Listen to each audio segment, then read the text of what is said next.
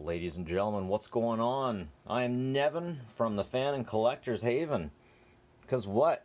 Magnus Robot Fighter 4000 AD. That's right, ladies and gentlemen. The covers of these Golden Keys comics are like the best thing ever, especially when it comes to Magnus Robot Fighter. Look at that. Look at that. He is punching a robot in the face. He's not chopping this robot. He is punching that robot in the face, and that head is blowing clear off. Ladies and gentlemen, have you ever tried to punch a robot? Have you ever punched a computer? You don't punch computers, you don't punch robots, you throw them at other things, because otherwise you'll mess up your hand. But look at that guy's hand. It's freaking beautiful. He's just so freaking good looking, nothing can stop him. And check out that skirt.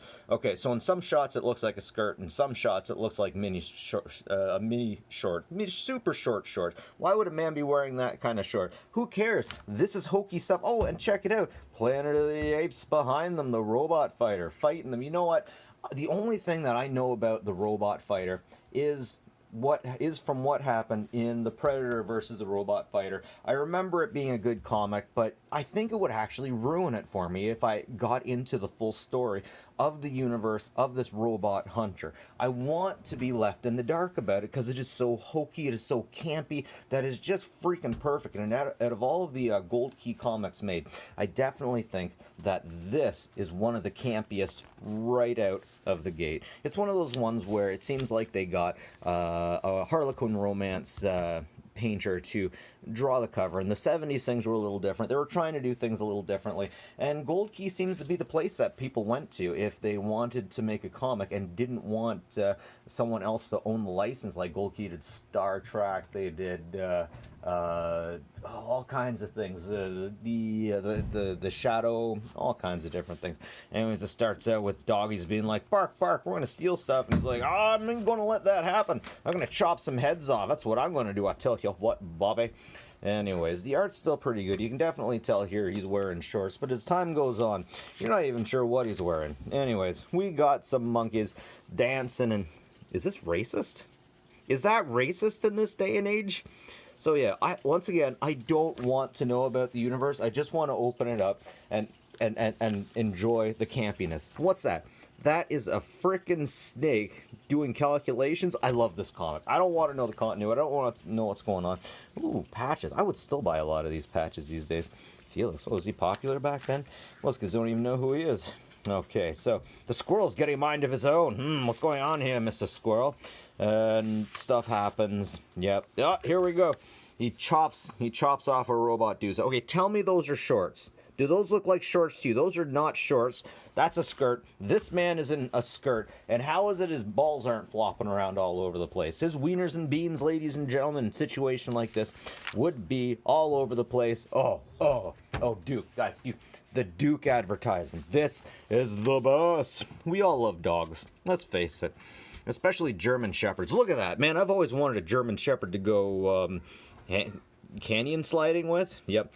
Oh, and look at this. He's got his own freaking bunker. His own bunker with an elevator and with a periscope. I want to get a bunker and periscope for my dog. Emergency rescue with portable rescue beam. Really, what's that thing on the back going to do? Anything at all? I like it. Just they make an action figure of a dog. It's freaking great. And they give him a zip cord and all that stuff. Man, I didn't know that thing existed, but the dog goes from anywhere between $20 to $80 used, it turns out. And this bunker with the real periscope. Oh, it's a real periscope. You can get that for about $300 off eBay. There's not too many people listing it, not too many people buying it. But yeah, the art in this, not too bad. Check that out. This is a capable artist that wasn't rushing. There's nothing done here that looks like it was done in a rush. Everything has been done professionally. And man, old advertisements are the frickin' best. Oh, hey, someone posted one of these on Reddit. Make excellent extra cash with no real spelling. Just showing this sample, which we give you for free. Yeah, it's a Social Security. You can get a metal one and put your own number on it. Huh, that's interesting. This must be where it came from.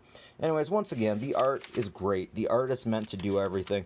In a lot of Marvel comics and DC ones, you'll see places where the artist kind of gives the idea of what's going on, but if you look at it, you're like, okay, that picture is just freaking horrible. And all of these pictures are great.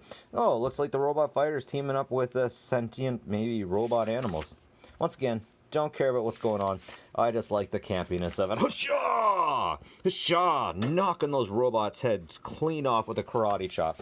Magnus Robot Hunter.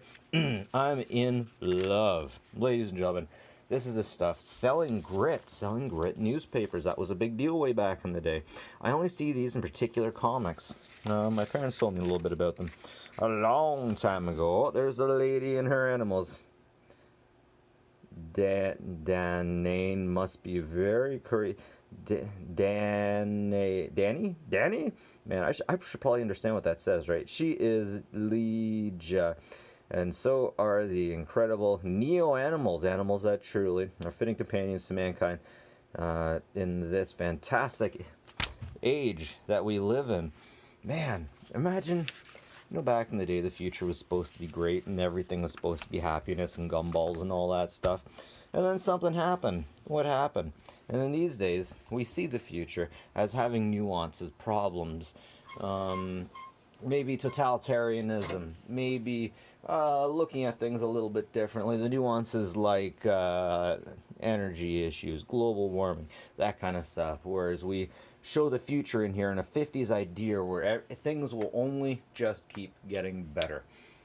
Just keep getting better. I would say that, yes, this looks like it was made in the 70s, but it definitely has a bit of a 50s feel. The story behind it has a bit of a 50s idealism that everything will continue to be great and get better all the time. There will be bad guys, but those bad guys are bad because of the decisions that they made, and there's nothing bad going on where the world is closing in on you in one way or another. Anyways, that's it for me, ladies and gentlemen. Like and subscribe if you like this stuff. Always appreciate it. And ladies and gentlemen, take care of each other and keep on reading comics, folks. Unless, of course, it makes you happier just appreciating the pictures and the campiness of it. Then do whatever. But take care of each other, folks. Have a good one.